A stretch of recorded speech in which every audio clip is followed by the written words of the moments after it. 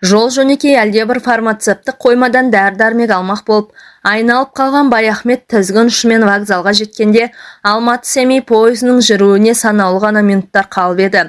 Алаң толы құжынаған халық, кешіккен жолаушылар вагонға кіруге жанталасса, енді біреулер жүргіншілерге жеміс-жидегін, шөлмектегі сусындарын, тіске басар тамақтарын тықпалап әуре. Айналаға айқай-шу бірін-бірі іздеген дауыстар. Баяхмет 7-ші вагонды зорға тауып, билетте көрсетілген 15-ші орынға жайғасты да, өзін аттандыра келген баласы Саятпен асығыс қоштаса бастады. Ал балам, енді бөгелме, пойыз қозғалып кетсе үлгермей қалып жүрерсің деді. Түр тұлға сөзінен айнымайтын сұңғақ бойлы аққұба боз баланы құшағына тартып. Үлгермесем бірінші Алматыдан түспеймін бе деді. Жас жігіт әке қасында әлде қала тұрғысы келіп. Қой, артық жүрсің, керегіне, айтар тілегім пәле жаладан аулақ жүр. Көрдің ғой, бұл заманда адамға сенудің қиын екенін. Санатбек пен келінге сәлем айт. Маған енді алаңдама көке. Маңдайымызға тиді ғой, енді ешкімге жем бола қоймаспыз. Саят кінәлі адамда қипақтап көзін төменге салды. Сөйт балам, қызметіңе мұқият бол. Саят Баяхметтің кенжесі, көңілі құрғыр, қоңқылдабақ тұрса да, зейіл әке сыр алдырмай баласын есік көзіне дейін ұзатып салды. Айтқандай-ақ көп күттірмей пойызда орнынан қозғалып кетті. Бейне көшенің бір қапталы жылжып бара жатқандай, жылжыған бұлттар емес, қарсыдағы ғимараттар, қожнаған халық сейіліпті. Әр тұстан қош-қош айтып қол сермеген жұрт. Саят та кете қоймаған екен. Терезеге төнген әкесіне бірдеңелерді айтып, жанасы жүгіріп келеді. Баяхмет есік терезесі жарқыраған тәуір вагонға тап келіпті. Тек бір таңғалғаны купеде өзінен басқа адам жоқ. Жүргіншілер қайшыласып жатқан, мынандай жаз мезгілінде орның бос болуы мүмкін бе?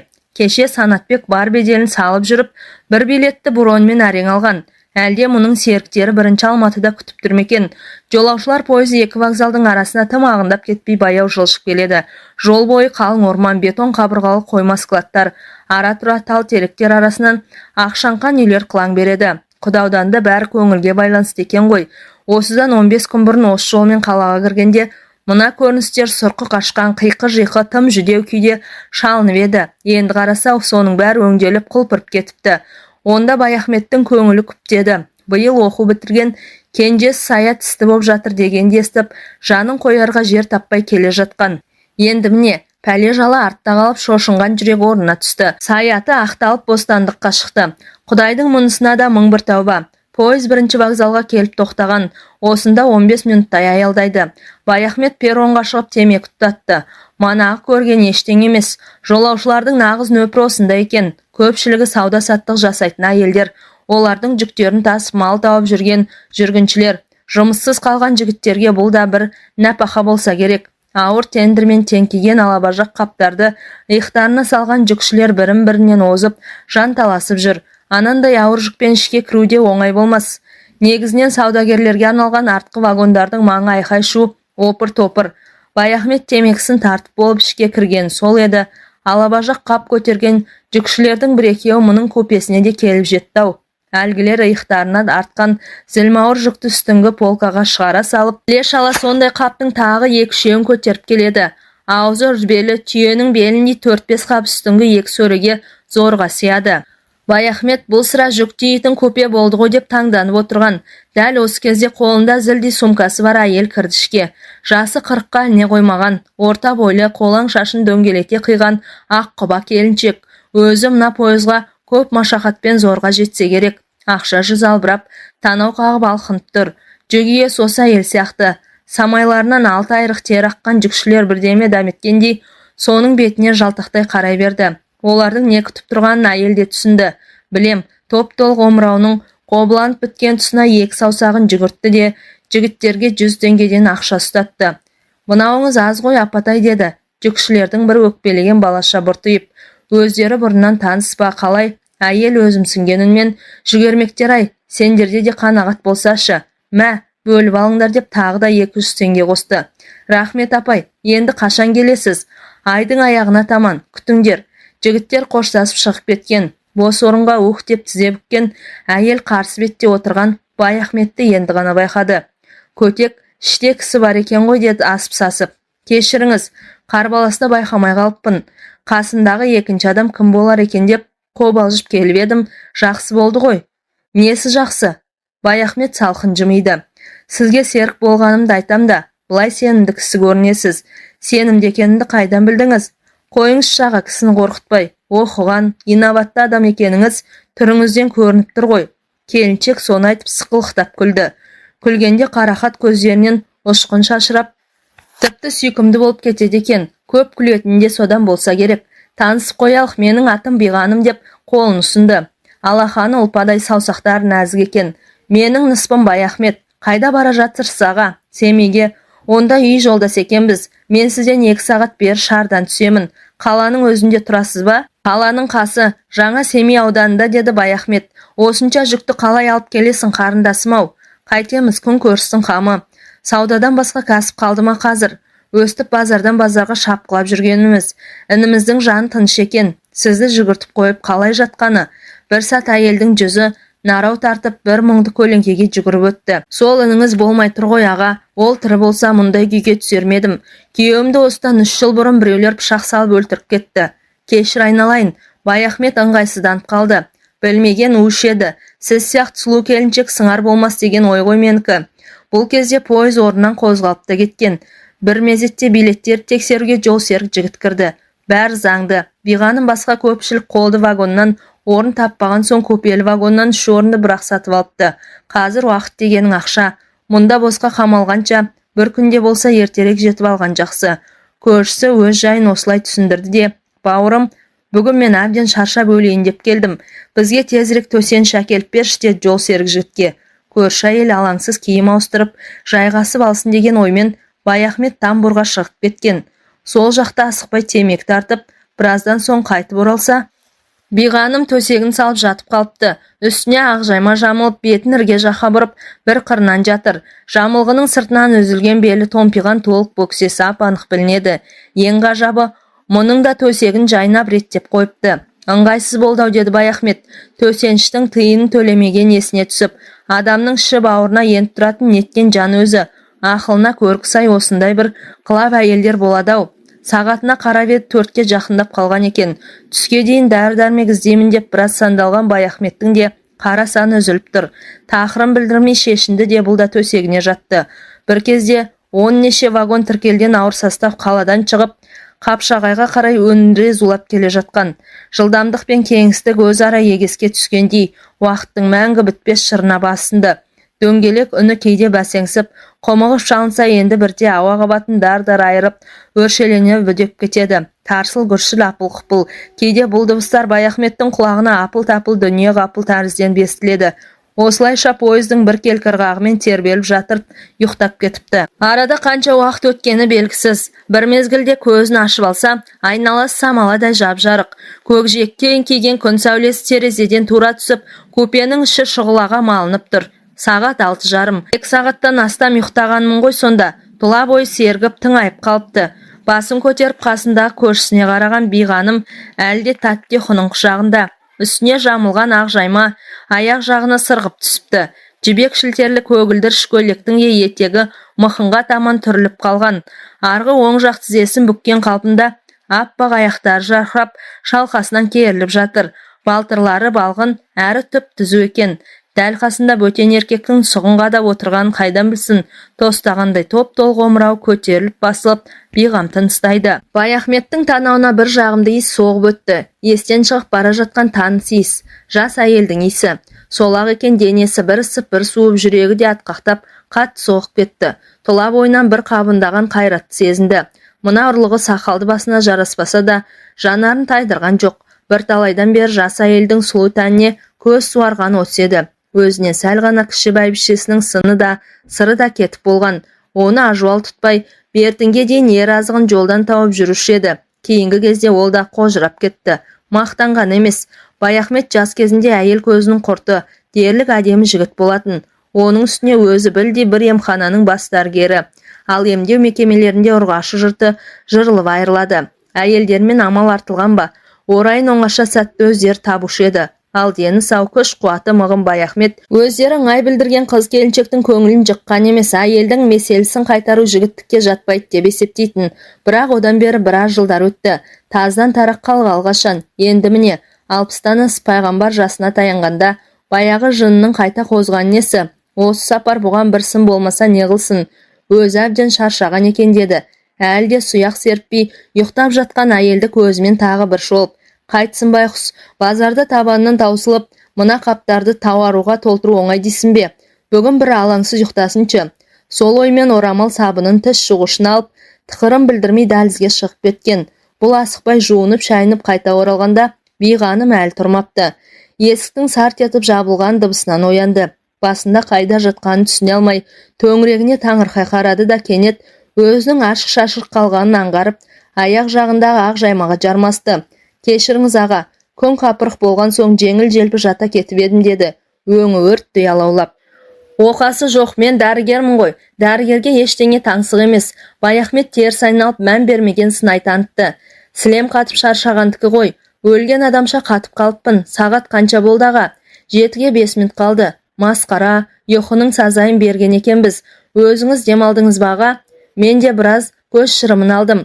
Содан соң сіздің ұйқыңызды күзетіп отырдым. Ятай, сіздің алдыңызда ашық-шашық, естіген құлаққа көрген көзде жазық жоқ. Егер мен суретші болсам, ұйқыдағы ару деген полотно салар едім. Қойыңыз шаға, шынымен қарап отырдыңыз ба? Биғаным сүйкімін арттыра сыңғырлай күлді. Ендеше сол айыбым үшін сізге шай демдеп берейін. Дәл осы мезетте пойыз Сарыөзекке келіп тоқтаған. Бұлардың вагоны жол жиегіне үйіліп жатқан қауын қарбыздың тұсына дәл келіпті. Далаға беттеген Баяхмет әлден уақытта қош иісі аңқыған 2 шілге қауын көтеріп қайтты. Ішке кірсе Биғаным дастархан жасап, үстел үстін жайнатып қойыпты. Піскен жұмыртқа, қақталған тауық, помидор, қияр дейсің бе тізіліп тұр. Соның арасында бір шәугім шай да келіп қалды. Мынау менің базардан асығы сала салған жол азығым ғой. Дәм ала отырыңыз аға деді Биғаным, 2 кесеге шай құйып жатып. Мана үйден аттанарда Санатбектің келіншегі жолда жеңіз деп бір пакетке оны-мұны салып жатқан сияқты еді. Баяхмет те соған қол созды. Қойдың ойынды еті, кесілмеген ортан жілігі мен бір жақ сүбесі, семіз белдемесі, көкөніс, жеміс-жидек. Ең соңында қолы қаттылау бір нәрсеге тиіп еді. Газетке оралған бір шөлмек. Қазақстан коньяк екен.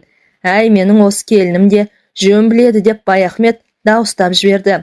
Манасы жол қысқартқанға жақсы болды ғой. Бұлар әртүрлі дәмнен ала отырып тез шүйіркелесіп кетті. Биғаным жол жүруге сылған ашық әйел екен. Коньякты қалыспай ішіп әңгімедің де отын маздатып отыр. Күйеуі өлгелі бір әулетте бас көтерген адам өзі екен. Қолында ата-енесі 3 баласы бар. Балалардың алды студент арты мектепте. Кезінде сауда техникумын бітірген. Біраз жыл райпода бухгалтер болған. Қазір ол кеңселер таратылды. Енді жеке саудамен күн көрмеске амал жоқ. Ата-енесін алма-кезек дүкенге отырғызып, өзі осылай үлкен қалалардан тауар тасымалдап жүргені. Тая отырып дәм бөліскендіктен бе әлде басқа бір себебі бар ма? Араларында көзге көрінбейтін бір жіптің байланғаны анық. Осыны айқын аңғарған Баяхмет баяғы батылдығын қайта тапты. Әлі жап-жассың, күш қайраты тиетін бір еркекке қол артуға болмады ма деді. Әйел затына бірден үстемдік жүргізе бастайтын әдетімен. Қайдағы жап-жас, 40-қа келгенде соңында тіркемесі бар біз сияқтыларды кім алады? Биғаным мұңая тіл қатты. Бұл күнде отбасына сүйеу болатын жөн түзу еркек қалды ма? Тепсе темір үзетін небір жігіттер әйелдеріне масыл боп үйінде жұмыссыз отыр. Бұл да бір өтпелі кезең шығар. Заман бұл қалыпта тұрмас деді Баяхмет, жылдам сырғып қалып жатқан боз жусан далаға терезеден көз жіберіп. Өзіңіз жай қыдырып жүрсіз бе аға? Жоға, қыдырыс қалды ғой қазір. Балалардың тауқыметі де баяғы. Кенже ұлым биыл оқуы бітіріп еді. Сол бала аяқ астынан сотталып кете жаздағаны. Қалайша, қалай деріңіз бар ма? Біздің ұл бір қызбен танысып жүріп, түбі өзіне серік болмағанын сезген соң бойын аулақ салған ғой. Бірақ қыз талақтай жабысып айрылмайды. Ақыры ырыққа көнбесін біліп өш алуға бекінеді. Туған күнін сылтауратып, пәтеріне қонаққа шақырады да, мені зорлады деп полицияға хабарлайды. Ой, сұмдығай, сонда араларында бірдеңе болып бекен деді Биғаным әйелге тән әуестікпен. Болған бірақ ерікті түрде. Бұрында талай кездесіп жүрген ғой. Ал құқық қорғаушылар келгенде қыз өз көйлегін өз жыртып, жәбірленген әйелдің кейпіне түскен. Содан не болды? Балаңыз ақталды ма әйтеуір? Ақталды. Үлкен ұл әкімшілікте қызмет істеуші еді. Сол бір тәуір адвокат тауып ісін сотқа жеткізбей босатып алды. Апыр-ай, жақсы болған екен. Ендеше сіздің осы жеңісті сапарыңыз үшін алып қоймаймыз ба? Бұлар шайға қанып ара-тұра коньяктан да ұрттап қойып, әрінен сөз етіп отыр. Бірақ қандай әңгіме айтса да айналып келіп, ер-әйел тақырыбына соға береді. Мына бір оңашалықта соны тілейтіндей. Бұрын кім білген, біздің заңдарымыздан адам түсінбейтін жайлар көп екен, деді Баяхмет 2 стаканға тағы да коньяк құйып жатып. Осы сапарда қылмыс кодексімен аздап танысқаным бар. Бір статьяда былай деп жазыпты: егер күйеу әйелінен еркінен санашпай күшпен игерген анықталса, 6 айдан 2 жылға дейін бас бостандығынан айырылады деп. Сұмдық емес пе? Солай деп жазып па? Биғаным сықылықтай күлді. Әйел аздап бұлданбаса, еркек сәл-пәл зорламаса бола ма? Жаңағы статья бойынша еркек атаулы түгел сотталып кетпей ме? Бәрін заңға апарып тіреміз де, кейде адамдар қатынасын өстіп қолдан ушықтыруымыз бар, деді. Баяхмет сәл ойланып қалып. Өркениеттің соры осы ғой. Бұлай қарасан дүние кең сияқты, бірақ айналаң толған тор, заң торлары. Сен сол шектеулі торлардың ішінде ғана өмір сүресің. Бұлар бір мезгіл сөзден тыйылып, жалындап батып бара жатқан күнге қарап сәл отырды. Сол-ақ екен, алаулаған қызыл бояу бірте-бірте сұйылып, жусанды дала суыған темірдей қара барқыт тартты. Тәңірдің тағы бір күні батты, деді Баяхмет. Әлі де терезеден көз алмаған күйі. Ертең басқа күн, басқа уақыт. Мына кеш енді айналып келмейді. Келіңіз, осы бір қайталанбас кеш үшін. Бұрын бұлай ішпеуші едім, маған бірдеңе көрінер, деді Биғаным коньяктан ұрттап қойып. Әңгіме айтыңыз шаға. Сіздің сөздеріңіз сондай әсерлі. Қандай әңгімені ұнатасыз? Заман, уақыт жайында, махаббат жайында? Заман ауыр, деді Баяхмет. Қылмыс көп, күн сайын кісі өлімі, топ-тобымен сотталып жатқан адамдар. Кейде қайран қалам. Бір кезде осынау далада не полиция, не прокурор, не абақты болмапты. Соның өзінде адамдар еш алаңсыз өмір сүрген. Жауапкершілікте болмаса, кісі өлтіру, ел тонау деген атымен болмаған. Қазақ өмірі есігіне құлып салмаған ел ғой. Ал әйелше, әйелге байланысты жанжалдар болмаған ба? Мәселен Бекежан мен Төлеген болған, бірақ ол да жесір дауынан аспаған. Ал Бекежандар өлуде біреу ғана. Салт дәстүрді бұзған үшін де халық оған қарғыс айтқан. Ол заманда дүние кең болыпты ғой, еркектер 2-3 әйел алыпты, деді. Биғаным күле тіл қатып. Алған, бірақ бәрі емес, шамасы келгендер ғана. Жаугершілік заманда еркектің саны күрт азайып кетіп отырған ғой. Көшпенді өмірде шаңырақтың басы иесіз отыруы мүмкін емес. Мұндайда жетім жесірді күйзелтпеу үшін қорғансыз әйелді әмеңгерлік жолмен қайын-қайнағаларына қосатын болған. Бұл да болашақ ұрпақтың қамы. Біз түсініп жүргендей, қатын үстіне бару қорлық емес. Ол заманда жақсы әмеңгер тапқан әйел өзін бақытты санаған. Ондай құлшынып отырған қайнаға табылса, өзімізде тиіп алар едік, деді. Биғаным әзілдей тіл қатып. Егер заң рұқсат етсе, өзіңіз тоқал алар медіңіз аға, деді. Биғаным бұған сыңай қарап. Алмағанда еркектің қоры мен дейсің бе? Бәйбіше болса қартайды, деді. Әйел алдында төмендегісі келмей. Сізді 60-ға келді деп ешкім айтпайды. Өзіңізді жақсы сақтағансыз. Дәрігерсіз ғой, ем-дом қолдандыңыз ба? Ем-домсыз-ақ Құдай берген қуатым жетеді, деді Баяхмет қарқылдай күліп. Баяғы аталарымыз мықты болған ғой, шаршаған жоқсыз ба? Егер ұйықтайтын ойыңыз болмаса, сізге бір әңгіме айтып берейін. Айта беріңіз, ұйқының есесін күндіз қайтардық емес пе, деді. Биғаным ықылас танытып. Бүгінгі адамдарда сын жоқ. Табиғат білімді, ауа болғанды, полигонның зардабы болса мынау. Кейде жап-жас жігіттердің төсектен қалып қойған көргенде жағаң тұстайсың. Менің алтын ине аталатын шағын емханам бар. Кейде жаңағыдай жігіттер келіп көмек сұрайды. Әрине ине саласың, тағы басқа ем-дом жасайсың. Кейбіреулерді соңынан келіп рахмет айтып жатады. Айтайын деген мол емес. Әлгіндей зәурет адамдарды көргенде менің есіме өзіме шет жағасын көрген бір оқиға түседі, деді Баяхмет бір ұзақ әңгіменің желісіне түсіп. Сізге әлі айтпадым-ау деймін. Мен балалық жастық шағымды шығыстағы Шыңжаң өлкесінің Тарбағатай аймағында өткіздім. Қазақ жер кең байтақ, сол даланы жайлаған көшпенділердің пейілі одан да кең. Сондықтан болар басқа ешбір қоғамға сыймайтын, өзге жерде ұшыраспайтын неше алуан жандар қыр елінде мол болушы еді. Бақсы, балгер, дәруш, дуана, бақалшы, саудагер, қыдырмақшы, ақын, жыраулар дейсің бе толып жатыр. Қазекең ешкімге сен кімсің демейді. Әлгіндей кезбелер ішінде емін-еркін жүре береді. Біздің бала кезіміз 40-шы жылдардың басында Қоңырақын деген біреудің даңқы жер жарды. Қоңырақын келе жатыр десе, жылаған бала уанады. Өзіңіз сияқты жас әйелдер жанын қоярға жер таппай қалтырап кетеді. Үлкендер жағы мал құлағы саңырау, сол пәленің атын айтпаңдаршы деп ұрсып тастайды. Соншама құбыжық көрінген Қоңырақын кім дейсіз ғой? Ұры қар емес, керуен тонап кісі өлтіргенде жер жоқ. Ел аралаған көп кезбенің бірі. Өзі 30-шы жылдар осы жақтан ауып барыпты. Сүйегі бәйжігіт ішінде жұмық десетін. Бала кезімде бірер мәрте көргенім бар. Жасы 30-дың ішінде енділінген ұзын бойлы ер тұлғалы қара сұр жігіт еді. Жүрген жерін думанға толтыратын әнші домбырашылығы тағы бар. Шын аты Қоңырбай екен. Жұрт әлгіндей өнеріне қарап Қоңырақын атап кеткен. Сол Қоңырақын бір ғана міні әйел затына ұстамсыз болды. Өңі тәуір ұрғашы көрсе болғаны, көзі тұнып еркінен айырылып қалады. Оған дәл қаға беріс жер болса жетіп жатыр. Бірден шабуылға өтеді. Не ғажап, оған әйелдер де көп қарсыласпайды екен. Әлде гипнозы бар ма, кім білсін. Көзіне көз түссе болғаны, өздері-ақ бейімделіп жантая беретін көрінеді. Ол жүрген аулада бұлақтан суала барған, тезек тере шыққан жас әйелдер беттеріне қан жүгіріп, бусанып қайтатын әдет тауыпты. Қоңырақынды кезіктірген Тәңірге дән риза. Тек бір жаманы өз күйеулерін біразға дейін менсінбей қалатын болса керек. Қоңырақын талай рет қылмыс үстінде қолға түсіп ашынған ауыл адамдары енді оны ұлыққа тапсырмақ болып байлап тастағанда әйелдер түнде ұрланып барып босатып жібереді екен. Жалпы әйелдер дәтіне берік кісі, қадірін білетін жұрт қой. Баяхмет әңгіменің осы тұсына келгенде өз сөзінің әсерін байқау үшін көршісіне көз қырын тастаған. Биғаным өзге дүниені ұмытып алға ұмысына қатып қалған екен.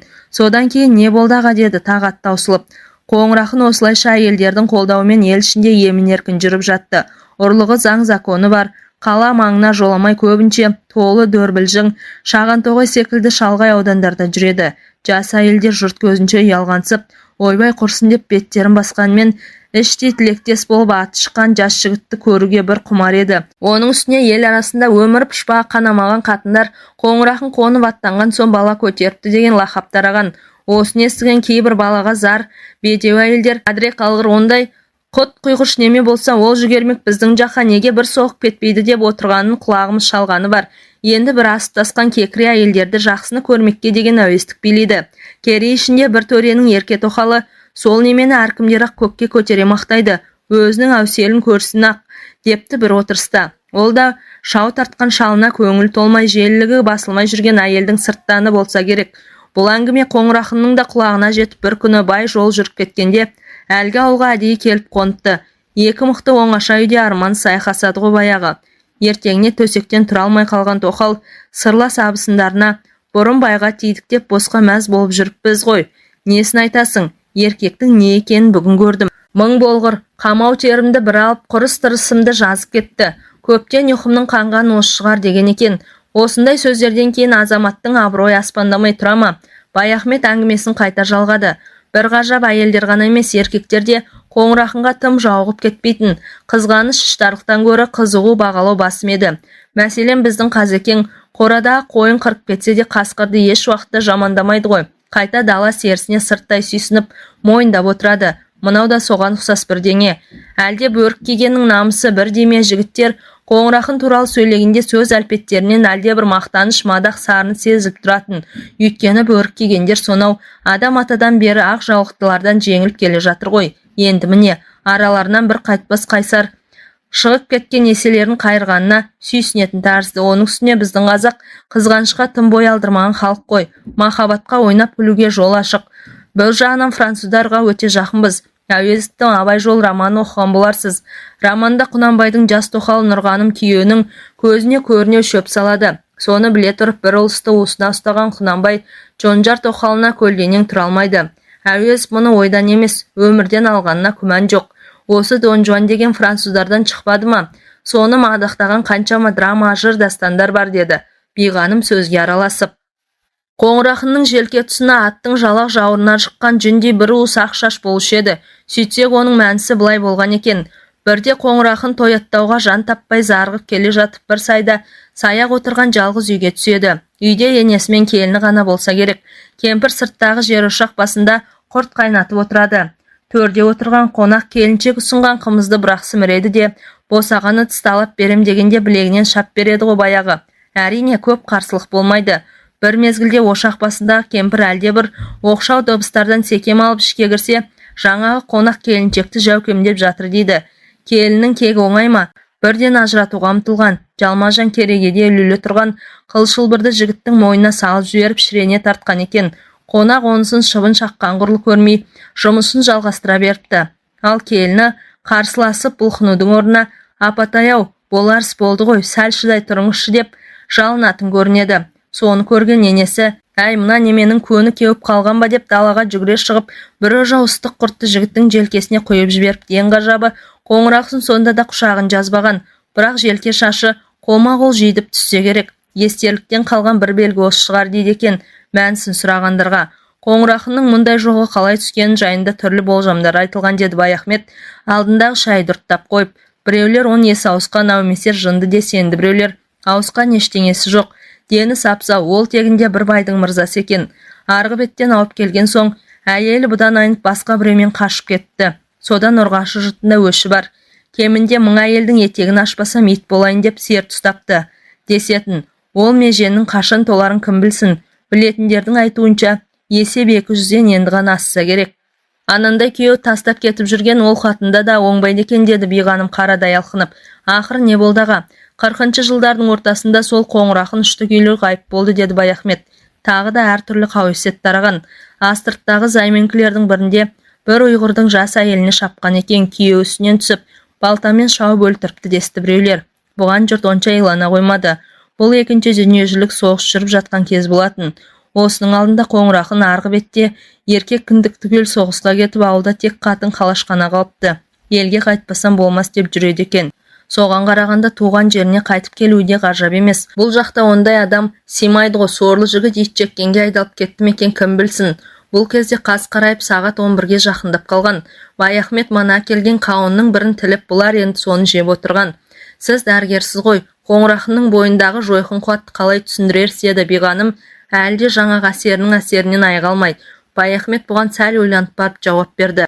Жалпы ол уақыт табиғаттың әлі бүлінбей таза тұрған кез ғой. Адамдар қазіргідей әлдеқайда қуатты еді. Ал қоңырақынға келсек, адам организмде кейде осындай патологиялық ауытқулар болады. Бұл да соның бір нышаны шығар сірә. Биғаным үстел үстін ретке келтіріп, тамақ қалдықтарын жинастырып жатқанда Баяхмет дәлізге шығып кеткен. Сол маңда тоқ басып темек тартып ұзақ аялдады. Шығыстан топ-толық ай көтеріліп келеді екен. Тамыздың 15 жаңасы болар. Көптен бері мұндай толық айды көріп тұрған осы. Жарықтық ай, бүгін толған айдың түні екен-ау деді. Іштей тебіреніп, аяқ астынан бойға желік бітуі осы айдың әсер емес пе екен? Тұла бойына ай сәулесі себезденіп, сіңіп жатқандай бір рахат күйге бөленіп, ол терезенің алдында ұзақ тұрды. Баяхмет көпеге қайтып оралғанда Биғаным төсегін салып жатып қалыпты. Күндізді көргендей ақ жайманың астында керіліп жатыр, бірақ ұйықтамаған ық. Бұл да өз орнына келіп қисайды. Шам сөнген, алайда толған айдың кешінде дала жап-жарық, терезеден алагеуім сәуле түсіп тұр. Ұйқы келер емес, бойында алабұртқан бір қызу бар. Дәл қасында ақсазандай келіншек қайтпек керек. Әдеп сақтап осылай мәдениетті түрде жата беру керек пе? Биғаным не ойлап жатыр екен? Бұдан бір белгі күте ме, әлде үмітсіз бе? Қалай болғанда да сыр тартып көру керек. Биғаным, ұйықтап қалдыңыз ба деді. Бұл әлден уақытта шыдай алмай. Көршісі ояу екен. Ұйқы қашты ғой. Менің есімнен жаңағы қоңырақын шығар емес деді әйел күле тіл қатып. Қайдағы әңгімені айтып кісінің ұйқысын бұздыңыз ғой аға. Мен де ұйықтар алар емеспін. Неге? Ай толған түндерде осылай елегізетін әдетім бар. Оның үстіне қарсы жерде айдай толықсып сен жатырсың. Қызды ауылдың итін үргізуге құмар көшпенді елдің баласы едім. Бірге белгі бермесем еркек басыма мін болады деп 2 күн кешудемін. Ой аға, қандай қызықсыз өзіңіз деді Биғаным сылқ-сылқ күліп. Арамыз бірақ қадам жер. Үйтіп басыңызды қатырғанша бер қарай аттай салмайсыз ба? Кейде қол жетпес армандай көрінетін нәрсенің бір ғана сөзге батыл бір қадамға ілініп тұратын бар-ау. Несін айтасың? Бұл бір естен кетпес кеш болды. Баяхмет ұятқа қалмай толған айдың түнін жақсы өткізді. Ертеңіне түске таман пойыз шар бекетіне келіп тоқтады. Биғаным жүктерін әкеліп қойған екеуі жабылып жерге түсірді. Қарсы алған ешкім байқалмайды. Адамдар бір күннің ішінде бір-біріне бұлай бауыр басып қалады деп кім ойлаған? Баяхмет кеше осы уақытта дүниеде Биғаным деген әйел барын білуші еді. Енді міне, қиып кете алмай іші құрғыр қоңқылдап тұр. Келіншек жорта көңілденіп күлген болады. Бірақ оның да жанарында нілденген жас бар. Бәлкім тағдыр жазса тағы да кездесетін шығармыз деді. Биғаным бірінші тіл қатып. Тұрағымыз осы. Маңдайында Биғаным деген жазу бар, дүкенді осы елдің бәрі біледі. Міндетті түрде кездесуіміз керек деді Баяхмет, жан дүниесінің әлден аққылази бастағанын аңғарып. Егер осыдан жолықпай кетсек түк баяны жоқ, бәтуасыз біреулер болып шықпаймыз ба? Оны айтып визитный карточкасын ұсынған. Онда алтын ине емханасының мекен жайы, телефоны апанық жазылған болды. Жақсы болды ғой, анда-санда барып ине салдырып тұратын деді Биғаным, бұрынғы көңілді қалпын қайта тауып. Семей деген біз үшін қауындықтың жолындай, мұндайда уақыттың тым тез өтетін әдеті ғой. Алдан жасыл шам жанып пойыз жүруге ыңғайланды. Қалайда келетін бол, күтемін деді Баяхмет, тепшектен аяғын сала беріп. Пойыз орнынан қозғалып кетті. Үйілген жүктің қасында биғаным әлі қол бұлғап тұр. Баяхметке ол жылап тұрған сияқтанды. Не істейсің? Әманда кездесу мен қоштасудан тұратын өмір деген осы ғой. Әңгіменің соңы.